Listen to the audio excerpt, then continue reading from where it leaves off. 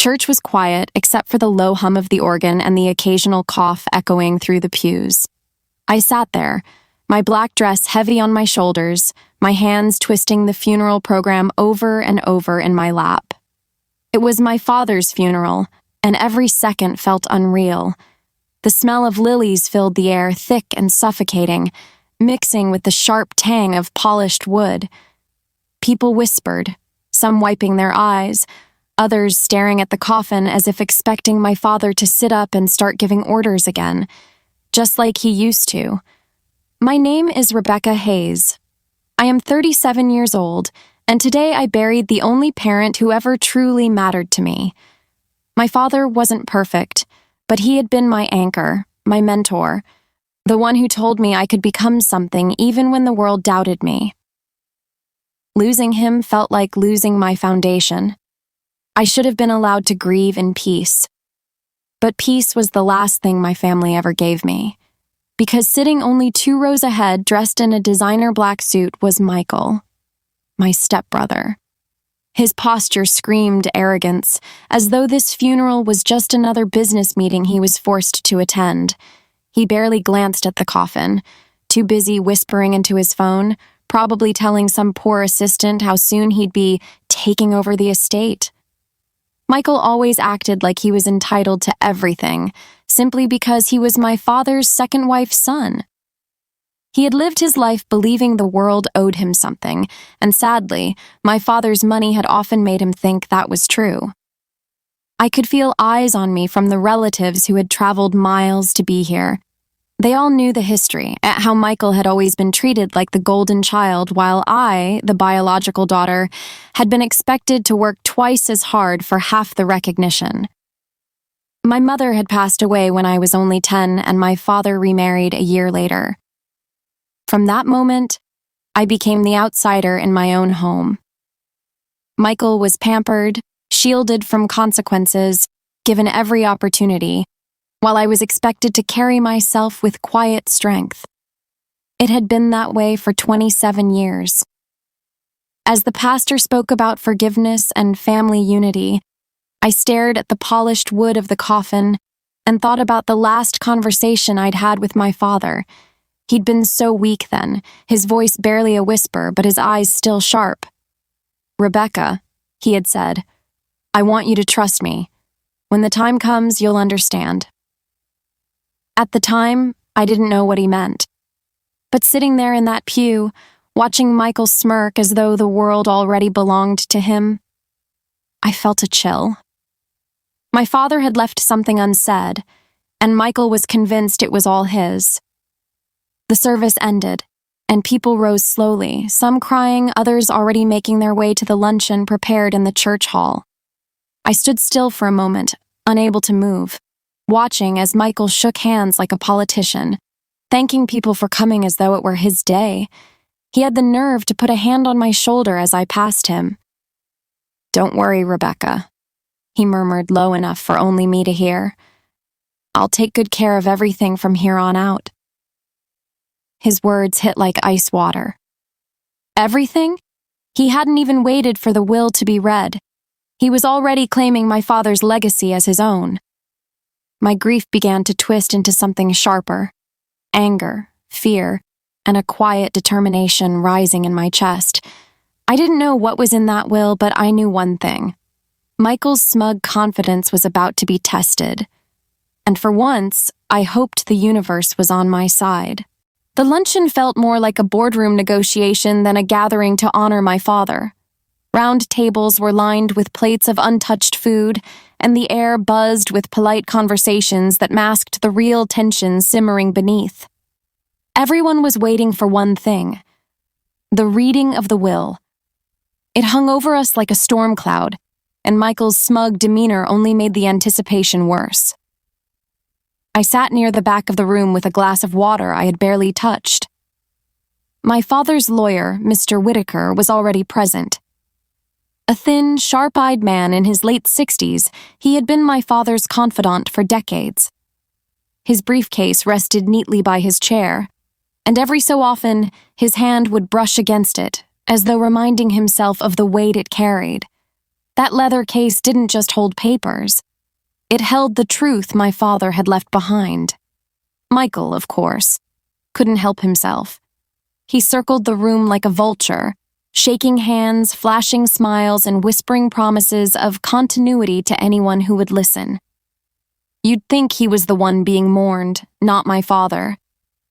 I watched him stop by one of our cousins, leaning in close. "Don't worry," he said, his voice dripping with arrogance. Dad knew I was the one capable of handling the estate.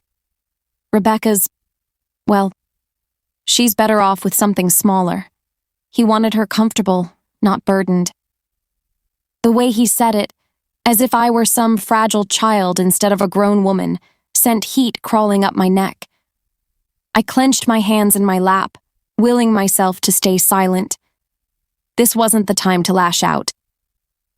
My father's words echoed in my mind. "Trust me. When the time comes, you'll understand." I had to believe he had seen this arrogance in Michael too, and that he had prepared for it. Finally, Mr. Whitaker stood. The conversations died instantly, and all eyes turned toward him. He cleared his throat, his voice carrying the gravity of the moment. "As executor of Mr. Hayes's estate, I have been entrusted with his final wishes. We will now proceed with the reading of the will." Chairs scraped against the floor as people shifted closer. Michael positioned himself right up front, his jaw set, his body practically vibrating with anticipation. I remained where I was, my spine straight, refusing to let him see any flicker of weakness.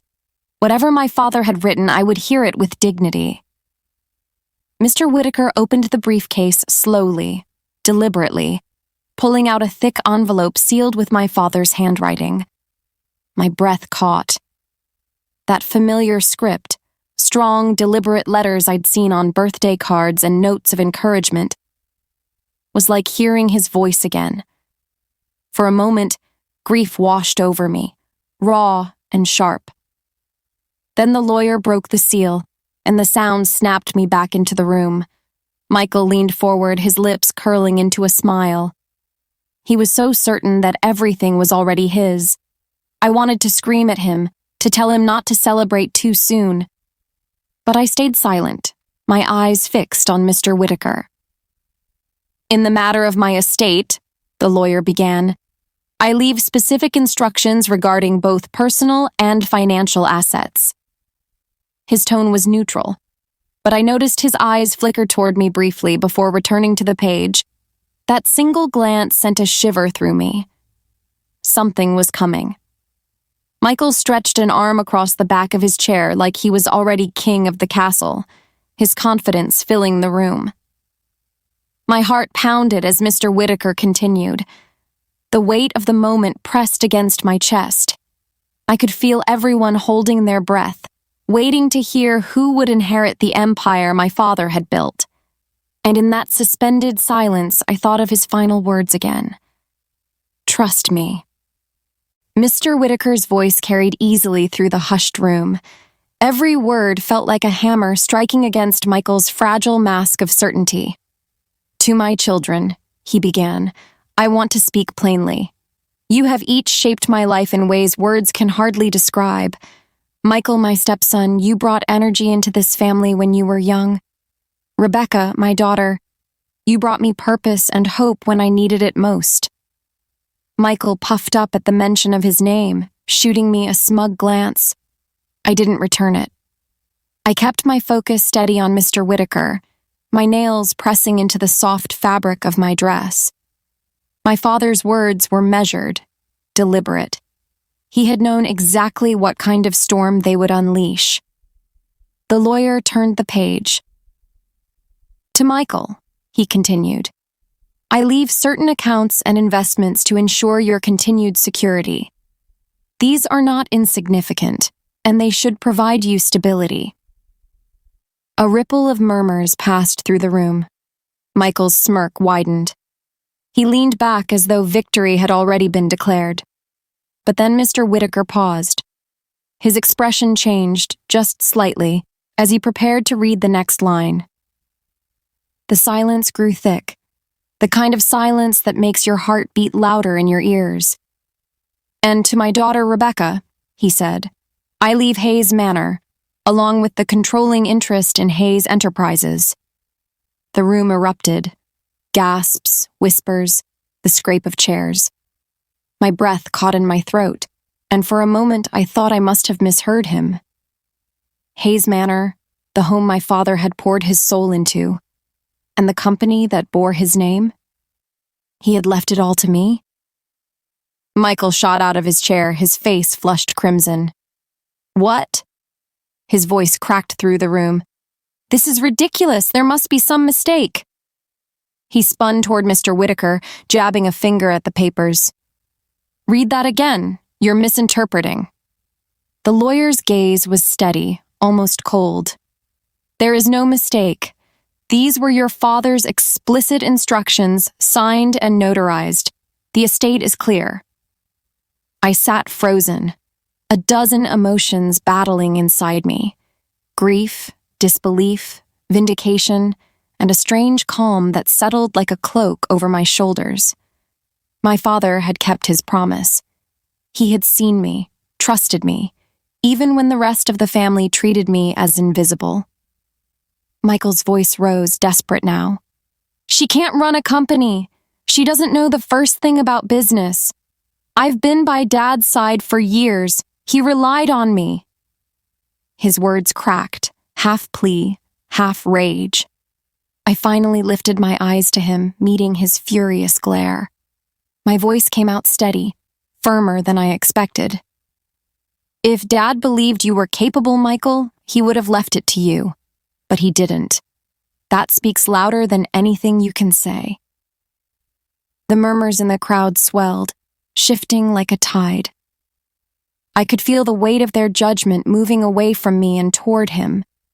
For years he had played the golden child, but now the truth was written in black ink, undeniable. Michael slammed his fist on the table. "This isn't over. I'll contest it. I'll drag this through court until she gives up." His threats rang hollow, even to his own ears. Because no matter what storm he tried to stir, the will was ironclad. My father had planned for this moment, and Michael knew it. I sat taller, no longer hiding in the shadows. For the first time in years, I felt like I was standing exactly where I was meant to be. My father's legacy wasn't slipping into greedy hands. It was mine to protect. And as I glanced at Michael's face twisted with fury, I realized something else. This battle had only just begun. Michael's chair screeched against the polished wood floor as he stormed closer to the lawyer's table. His hands trembled, not from grief, but from fury. "No, this isn't happening. He promised me. He said I'd inherit everything. I took care of him when she was off living her own life." His voice cracked, high and desperate, and it echoed through the chapel like a child's tantrum rather than a man's authority. The guests shifted uncomfortably, their whispers buzzing like bees. Some avoided his eyes while others leaned forward, eager for more spectacle. I remained still, my father's words replaying in my mind. He hadn't left me scraps. He had given me everything, the house, the company, the legacy. And in that moment I realized this was not only about inheritance. This was about trust, about who my father had believed in when it mattered most. "Sit down, Michael," I said quietly, my voice cutting through the noise. It wasn't loud, but it carried. He spun toward me, his eyes wild. "You think you've won? You don't even know what's ahead of you. That company will eat you alive. You'll beg me to take it back." His words were venom, but I saw the fear underneath. He was scrambling, losing the control he'd always flaunted, and it terrified him. Mr. Whitaker remained calm, shuffling the documents with steady hands. "Your father anticipated disputes," he said firmly. "That's why he was meticulous. Every asset, every clause is written here. There will be no contest, Michael. The will stands." For a long moment, silence pressed down on the room. My heart thudded in my chest, but I didn't falter. I felt my father's presence steady and unwavering, as if he'd prepared me for this exact moment. I thought of the nights he had quietly encouraged me when no one else believed in me. His lessons about integrity, responsibility, and resilience.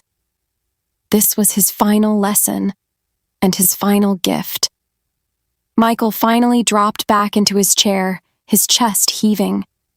His confidence was cracked wide open for all to see. No longer the charming stepbrother who always had the upper hand, but a man exposed, his entitlement stripped bare. I almost pitied him. Almost. The rest of the will was read in silence. Smaller bequests, family heirlooms, savings accounts, donations to charity. But the heart of it had already been spoken. When Mr. Whitaker closed the folder with a final snap, the reality settled over the room like a heavy curtain. My father's voice was gone, but his decision echoed louder than any of Michael's protests. People began to leave in hushed clusters, some offering me sympathetic smiles, others nodding with approval. Michael sat rigid, staring at nothing, his pride shattered. I stood, smoothing the skirt of my dress, and walked toward the front where the casket lay draped in flowers. My fingers brushed the polished wood. "Thank you, Dad," I whispered, my throat tight but steady. "I'll make you proud." Behind me, I heard Michael mutter, low and bitter, "This isn't the end." His words floated like smoke, meant to unsettle. But as I turned and looked him straight in the eye, I saw it clearly. The fight in him wasn't strength anymore. It was desperation. And desperation is a dangerous thing. The funeral ended, but the tension didn't. By the time I stepped out into the crisp afternoon air, I could feel eyes following me. Some were sympathetic, others curious, but one pair burned with resentment. Michael's. He stood near the entrance, his jaw tight, his fists stuffed deep into his pockets. When our eyes met, he didn't look away. He smirked.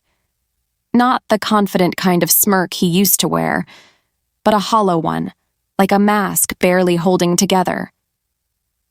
"Enjoy it while it lasts," he said when I walked past him. His tone was low, almost casual, but I knew better. It wasn't a statement, it was a warning. I kept walking, refusing to let him see the tremor in my hands. But inside, I knew this wasn't over. In Michael's world, nothing ever ended quietly. That evening, after the last of the guests had gone and the house finally fell silent, I poured myself a glass of wine and sat in my father's study. The room smelled faintly of his cologne, books lined every wall, and the leather chair creaked under my weight. On the desk lay the keys to the company office, the very thing Michael thought belonged to him. I traced the cold metal with my fingers and felt a mix of pride and dread. My father's trust was a gift, but it was also a challenge. I wasn't just inheriting property. I was inheriting a battle. The phone rang, breaking the quiet.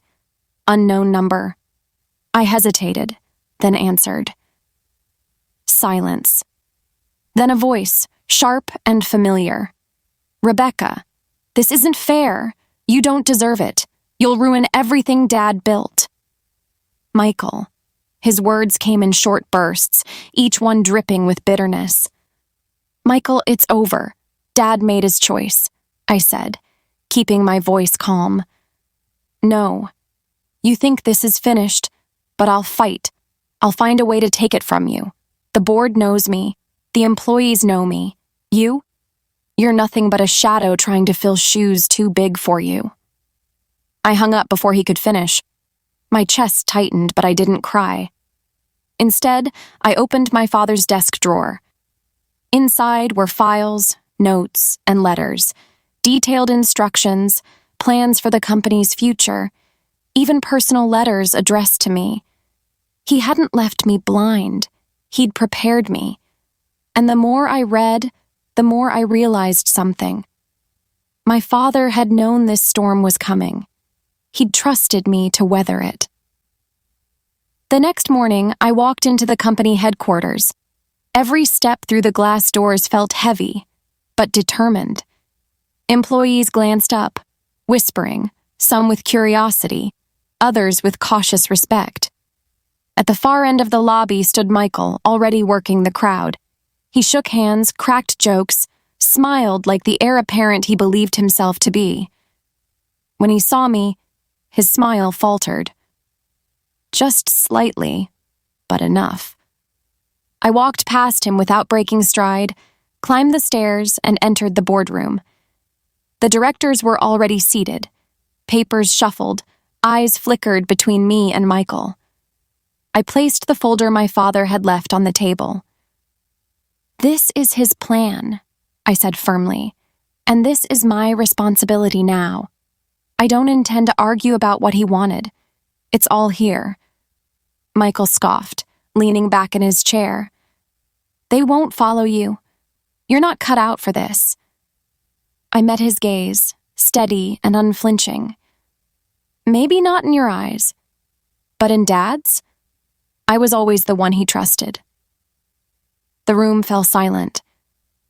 For the first time, Michael didn't have a quick retort.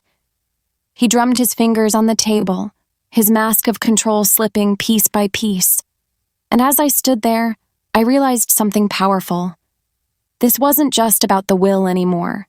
It was about proving him wrong, proving my father right, and proving to myself that I was stronger than Michael ever imagined. The war had begun, and I was ready. The next few weeks felt like walking through a battlefield where every handshake was a test and every conversation carried hidden blades. Michael didn't waste time making his move. Within days of the will reading, whispers began circulating through the company hallways. I'd hear fragments as I passed. "She's inexperienced, doesn't understand the business, just riding her father's legacy." It didn't take much to guess who planted the seeds. One morning, I walked into the boardroom to find Michael already there, leaning casually against the table, his voice low but loud enough to carry. "Rebecca's a sweet girl," he was saying, "but can she really handle million-dollar contracts? Our clients expect leadership, not learning curves." Laughter rippled among two of the directors, but it stopped when they saw me enter. I set my father's folder on the table with deliberate care. "If you have concerns, Michael," I said, my tone calm but sharp enough to cut through the room, "bring them to me directly. Otherwise, let's not waste time with gossip." His smile didn't reach his eyes. "Just looking out for the company, Rebecca. Nothing personal." But it was personal. Everything about it was personal. Later that afternoon, I received an email from one of our largest clients, a vague note about reevaluating their contract. My stomach dropped. I checked the records. The last correspondence had been steady, positive. Something had changed. By the end of the day, I found out why. Michael had taken it upon himself to reassure them about the transition. His words had painted me as a temporary figurehead until the company found real leadership. That night, sitting in my father's study, I felt the weight pressing down. For years, I'd been the quiet one in the family, the one who worked hard in the shadows while Michael shined in public. Now, he was using every ounce of that polish against me. But I also remembered my father's handwriting on the last letter he left me. "Strength isn't about avoiding storms, Rebecca. It's about learning to stand in the rain until others see you won't fall." The next morning, I walked into the office earlier than anyone else. I reviewed every pending contract, every open account, every employee performance report. If Michael thought I would crumble, he was wrong. I wasn't here to survive. I was here to lead. When the board convened again that week, Michael tried to corner me.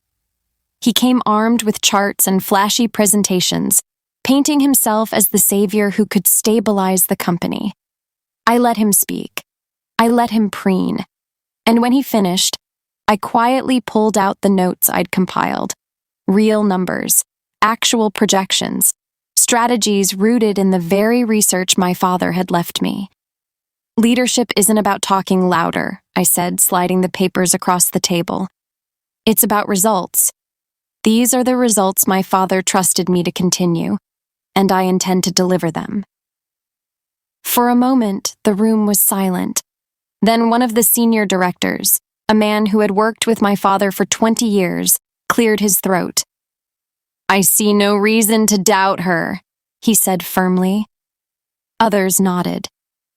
Michael's face tightened, but he covered it quickly with a thin smile. "Impressive. But let's see how long you can keep it up." The challenge hung in the air like a gauntlet thrown at my feet. That evening, as I left the building, I saw Michael waiting by the parking lot. His expression was darker than I'd ever seen. He stepped forward, his voice low, almost a growl. "You think you've won? You have no idea what I'm capable of, Rebecca. This isn't over. It's just beginning." I unlocked my car without flinching, though my heart pounded in my chest. As I slid into the driver's seat, I glanced at him through the window. "You're right," I said. "It is just beginning, but not the way you think." For the first time, I saw doubt flicker in his eyes. Michael wasn't just trying to undermine me, he was preparing for war. And I realized so was I. Michael's words stayed with me like an echo that refused to fade. "This isn't over." I knew he meant it. And in the days that followed, his actions proved louder than the threat itself. First came the sudden delays in paperwork. Contracts that should have been on my desk never arrived. When I asked the department heads, they claimed they'd already sent everything. Then I discovered Michael had intercepted emails, rerouted calls, and even told staff that all decisions still had to go through him. It was subtle sabotage, nothing I could call him out on directly without looking paranoid. But I wasn't imagining it. My father's company was being chipped away from the inside. Then came the whisper campaign. Employees who had always been polite started keeping their distance. Coffee room conversations would stop when I walked in. I even overheard someone say, "She's just a placeholder, Michael's the real leader." The poison was spreading, and I knew exactly who was pouring it. At night, when the office was quiet, I'd sit in my father's chair and remind myself why I was here. I thought about his steady hands guiding mine when he taught me how to read financial ledgers as a teenager. I thought about his faith when he wrote that will, choosing me over Michael, and I promised myself I wouldn't let fear decide my next move. Still, I couldn't ignore the pressure building. Michael wasn't satisfied with undermining me. He was preparing to destroy me. I found proof one late evening when I opened a file left on my desk. Inside was a copy of my personal bank statements, documents no one should have access to. A sticky note rested on top with just 2 words scrawled in Michael's handwriting. "Nice savings." My chest went cold. This wasn't just professional anymore. He was prying into my private life, warning me he could use anything against me. The next morning, I confronted him in the hallway. "Stay out of my accounts," I said firmly. He leaned in close, smirking, his voice a whisper only I could hear. "Then stay out of my company." For the first time, I realized what I was up against wasn't simply rivalry. It was war without rules, but even wars could be won with allies. That evening, I called a private meeting with the most trusted directors. I laid everything on the table, the missing documents, the client's sabotage, even the note left on my desk. Their reactions were a mixture of anger and concern. "You think he'd go that far?" one of them asked. I looked him in the eye. "He already has." That night, driving home, I replayed the meeting in my head. The board members hadn't promised loyalty outright, but I saw doubt creeping into their views of Michael. That was something I could work with. Still, unease lingered. Michael wasn't the type to retreat. If anything, the pressure would push him to strike harder, and I couldn't predict how low he'd go next. When I pulled into my driveway, headlights flashed in my rearview mirror. A car slowed, then parked across the street. I waited, watching, but the driver never got out. After a few minutes, the engine roared again, and the car disappeared into the night. Coincidence? Or another message? I stood at my window long after, staring into the dark street, my heart pounding with equal parts fear and determination. If Michael wanted a war, then a war he would get. But this time, I wouldn't just defend, I'd strike back. The boardroom was colder than the church had been on the day of my father's funeral. The polished table gleamed under the harsh lights, and the long windows overlooked the city my father had worked his entire life to build. This was supposed to be Michael's moment, his final power grab. He sat at the head of the table, smug, his hands folded neatly as though he already owned everything. I walked in, calm, carrying only a folder. The lawyer followed closely behind. The directors whispered, their eyes darting between us, sensing a storm. Michael leaned back. "Rebecca, you don't belong here. You've been out of this business for years. Dad never trusted you with responsibility. This company is mine." I opened the folder and slid several documents across the table. "Really?" "Because these letters, signed by Dad and witnessed by 2 board members, say otherwise. He left instructions that I take over as interim chair until a permanent election is held." The lawyer cleared his throat and confirmed it. The room fell silent, except for the sound of Michael's breathing, suddenly louder, sharper. His face paled, but he tried to laugh it off. "Forged. She's desperate." That's when the lawyer pulled out the will. The real will. The one my father had signed only a month before his death.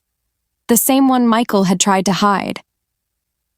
"For the record," the lawyer said firmly, "this document was filed legally and supersedes all prior versions." As the pages were read aloud, Michael's world collapsed line by line. Not only had my father left me majority control of the estate, he had detailed every shady thing he suspected Michael might try. Assets were locked down, transfers blocked, safeguards put in place to prevent mismanagement. I sat quietly, letting every word settle like a gavel strike. The board shifted uncomfortably, realizing Michael had lied to them for weeks. Finally, Michael slammed his fist on the table. "This is ridiculous. I've run this company, not her. She doesn't deserve it." I looked at him, steady and unshaken. "Deserve?" "Michael, what I deserve isn't your approval. It's the truth. And Dad trusted me with it, not you." For the first time, I saw fear flicker across his eyes, not just fear of losing money or control.